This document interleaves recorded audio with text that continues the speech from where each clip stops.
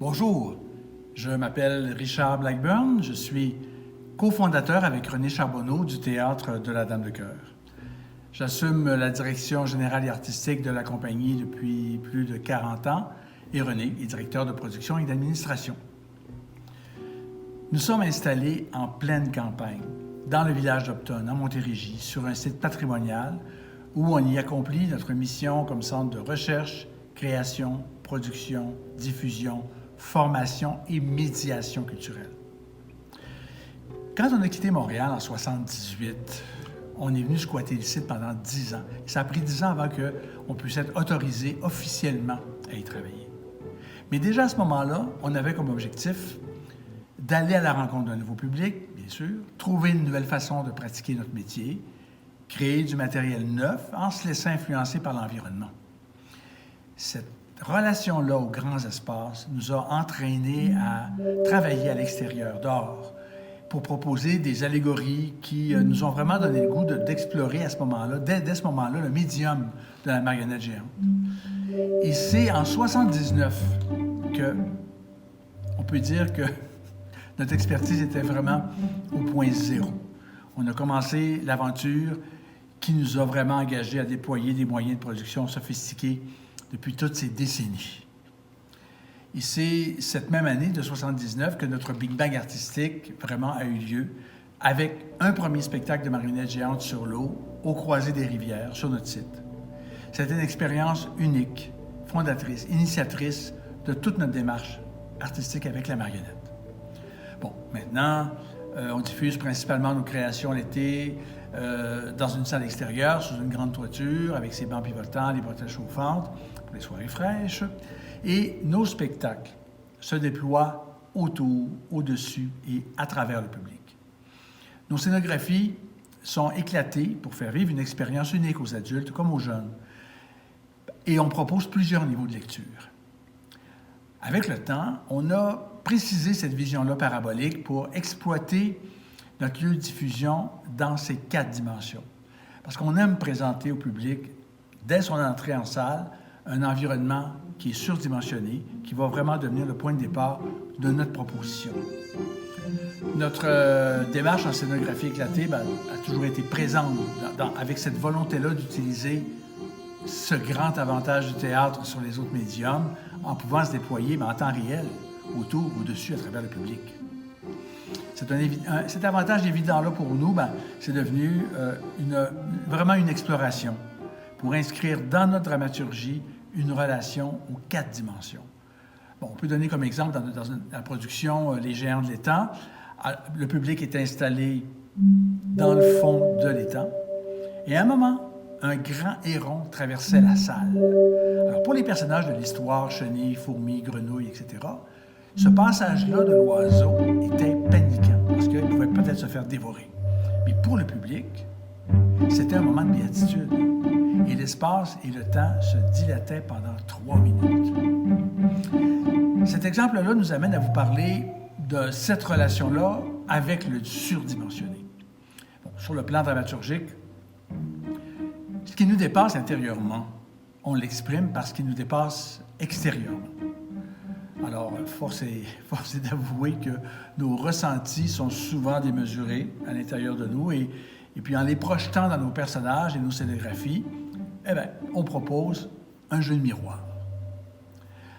À chaque nouveau spectacle, on s'assure d'abord que l'univers qui va être abordé va être nouveau, inédit, puis également on positionne les défis scénographiques à relever. Bref, ce que le théâtre doit explorer pour poursuivre ses recherches sur les plans dramatiques, marionnettiques. Sur le plan thématique, on a toujours puisé, dans diverses sources, mais c'est le conte initiatique qui a été le plus nourricier. Son fonctionnement, ses clés qu'on a étudiées en profondeur ont vraiment guidé nos démarches. Les thèmes choisis se développent sous forme de quête. Et puis nos histoires, elles doivent donner du courage à ceux qui l'entendent. Plusieurs objectifs orientent le travail de la première équipe de scénarisation, donc avec moi comme directeur artistique et 4 créateurs multidisciplinaires. Et là, on se rencontre et à partir d'une quarantaine de rencontres, on va créer ce premier scène à scène papier, si on veut.